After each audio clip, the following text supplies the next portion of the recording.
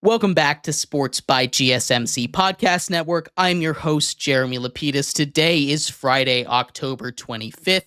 If you are just tuning in, we just went over our Week 9 college football game picks, went over 19 of the biggest matchups this week, and really what is a stacked slate of football, not one that was expected at the beginning of the year, but is turning into an excellent week of football. In this segment, we turn our attention to the pros, the NFL. Week 8 is upon us already. I cannot believe we're already almost halfway through this season. We're going to break down every single game, give you a final score prediction in just 1 second. But before we do that, remember, if you would like to be an even bigger part of the show than you already are, all you need to do is go to gsmcpodcast.net. Or if you are on YouTube, you can use that super chat feature. If you do either of those two things, a message should pop up on the bottom of the screen for you, me, and everybody else around the world to see. If you do have a burning question about sports, anything at all that you would like to ask, go ahead and throw that in the comments. Throw it in the chat. I will get to it as soon as I possibly can.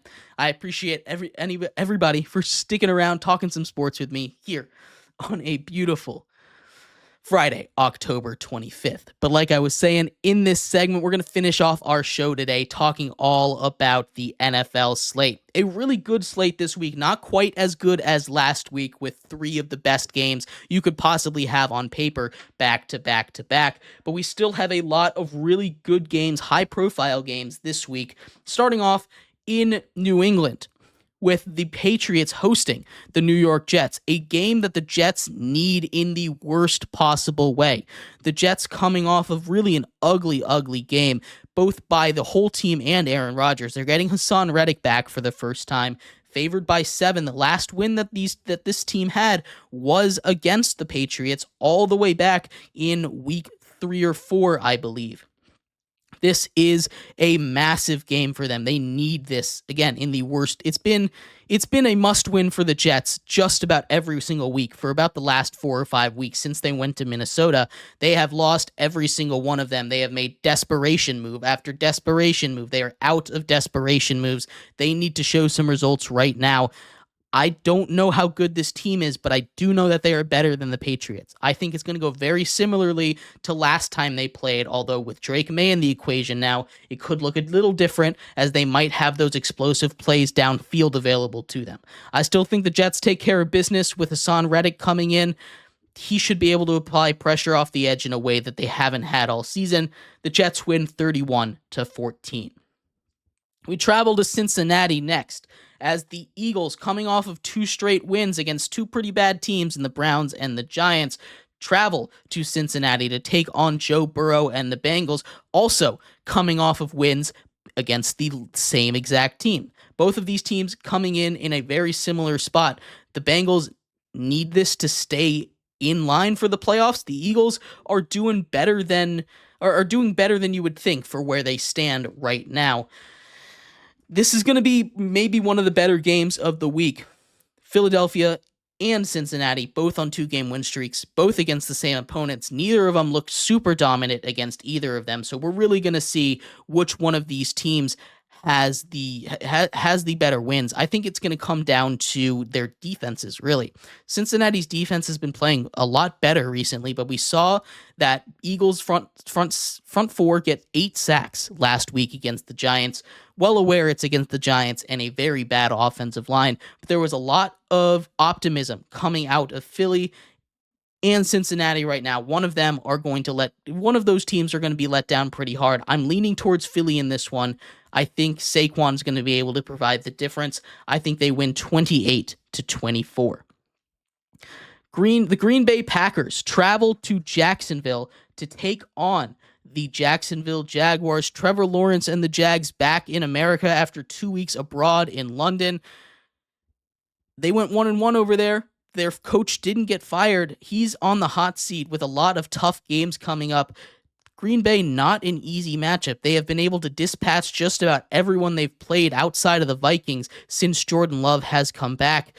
It is not looking easy for this Jags team, a team that is very vulnerable to being attacked down the field through the air. Something we saw get them get taken advantage of a couple of times against them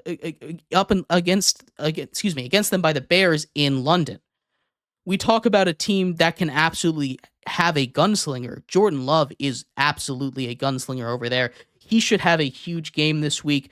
I think Green Bay wins very easily. They're favored by 4 in this one. They win 41-20, I think. Then we have another game that's not going to be too great as the Tennessee Titans travel to Detroit. Detroit favored by 11. They have just been a buzzsaw all season long. The Detroit Lions have. Tennessee has been a pushover, really. Their one win coming against a very injury-riddled Miami Dolphins team. A Miami Dolphins team that can barely score points without Tua. Maybe that'll change this week when he comes back. But for now, I don't have any faith in this Tennessee Titans team. I think Detroit wins, again, very easily, 34-14. A huge game in the NFC South up next as the Atlanta Falcons travel to Tampa Bay, the second time they've played already in the first half of the season. This is a must-win for Tampa. I know that kind of sucks with the situation they are in, but after dropping that first one to Atlanta in overtime after holding a lead, Kirk Cousins passing for 500 yards on a Thursday night, this is a game that Tampa needs to keep pace in the division. Unfortunately, they've just lost all their weapons. Chris Godwin out for the season.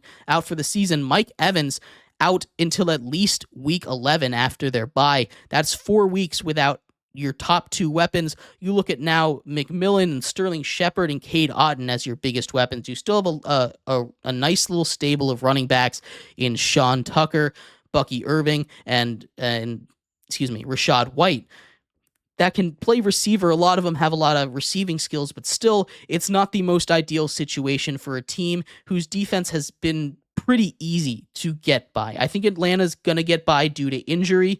Unfortunately, it's a must-win for Tampa, though, so anything can happen in an NFC South game. I still think Atlanta wins 31-23.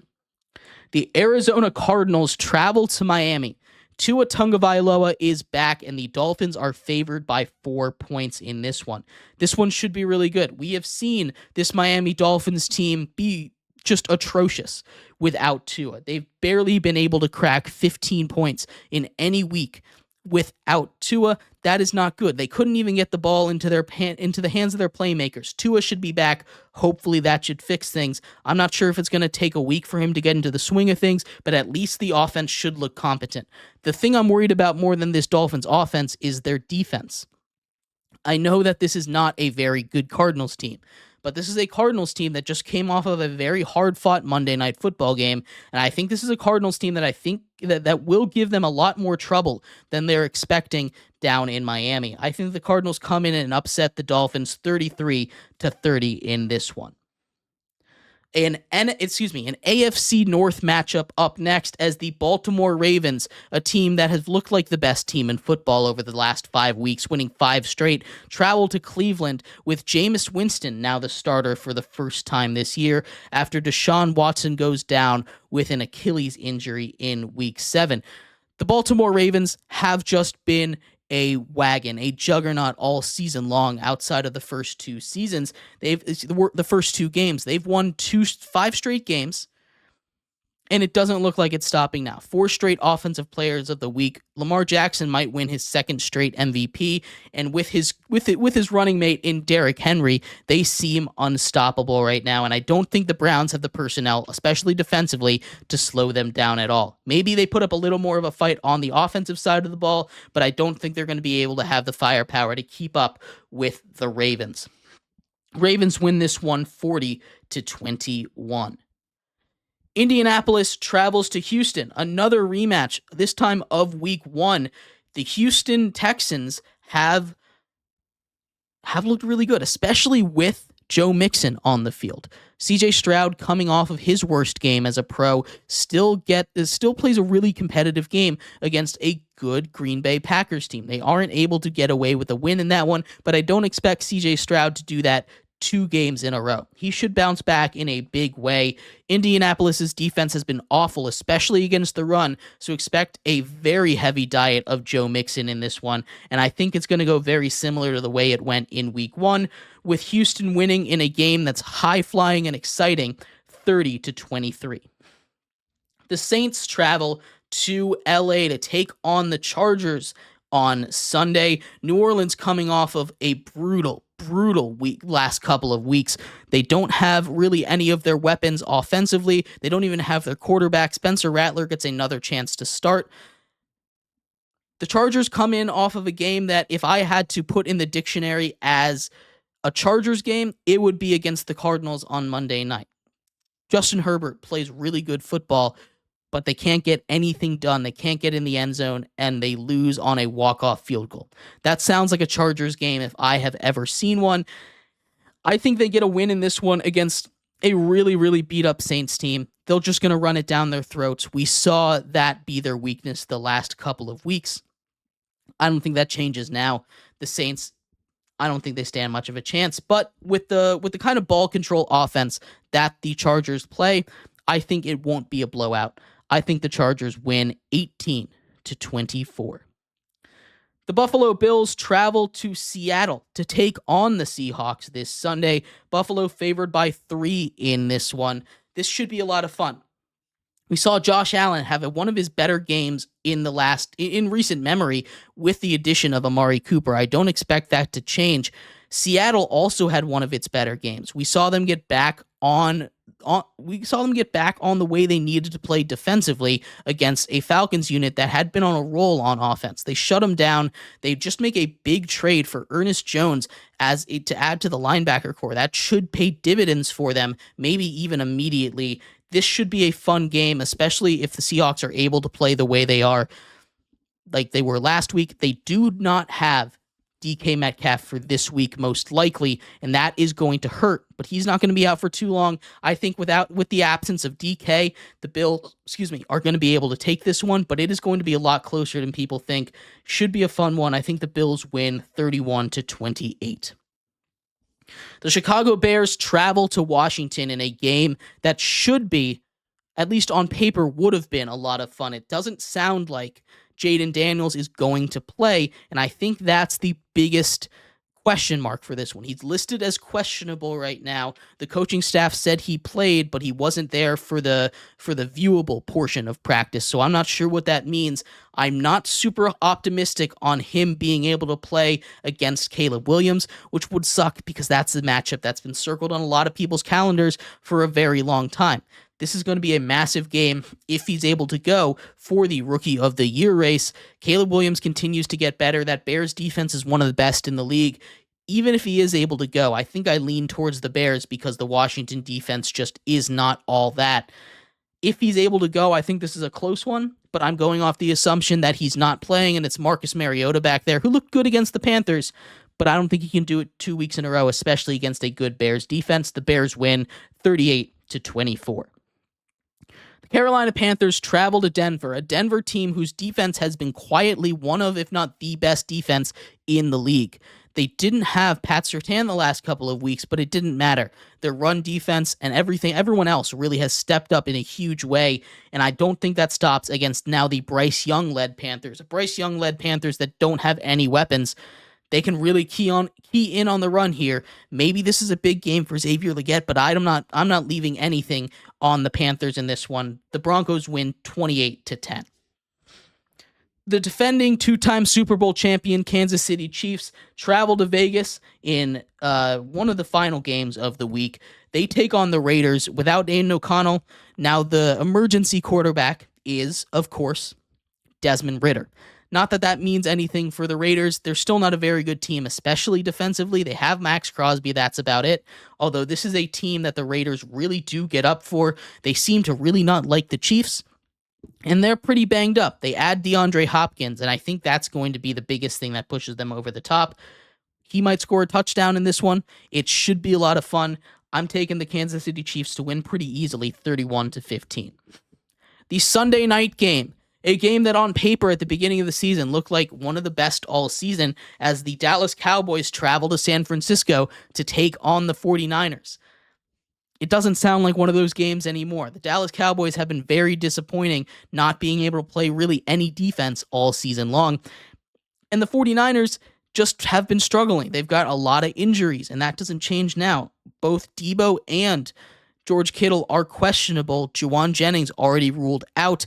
Not sure what's going on with Jordan Mason. This is a must-win game for both of these teams.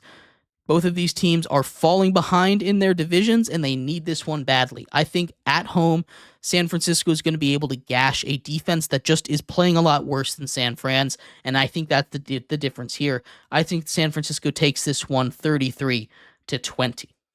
And that takes us to our Monday night game, our final game of the week. The New York Giants travel to Pittsburgh to take on Russell Wilson and the Steelers. We'll go into more detail on this one on Monday, but when we preview the game. But for now, just some cliff notes for you. The Steelers played their best game of football, their best overall game of football last week. There's no reason for me to think against the Giants team that while, yes, their defense has been solid, the offense has been unable to get anything done. They won't be able to play good football again. I think the Steelers win this one, again, pretty easily, 30-13. But let me know what you think of any of these games. Thank you, everybody, so much for tuning in to today's episode of Sports by GSMC Podcast Network. I've been your host, Jeremy Lapidus. Have a great weekend. I will see you back here, same time, same place on Monday. Enjoy the weekend of sports. The World Series kicks off tonight. Should be an awesome series as well. Again, Dodgers in 7 for me. I'll see you guys on Monday to break down that and much more from the weekend. Have a good one. Bye-bye.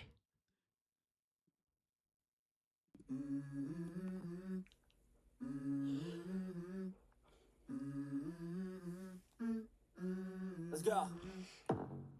I wake up to a little bit of drool on my pillow, feel like it's gonna be a bad day. Yeah, I'm tired of shit, and the coffee ain't hit yet, damn, ain't that great.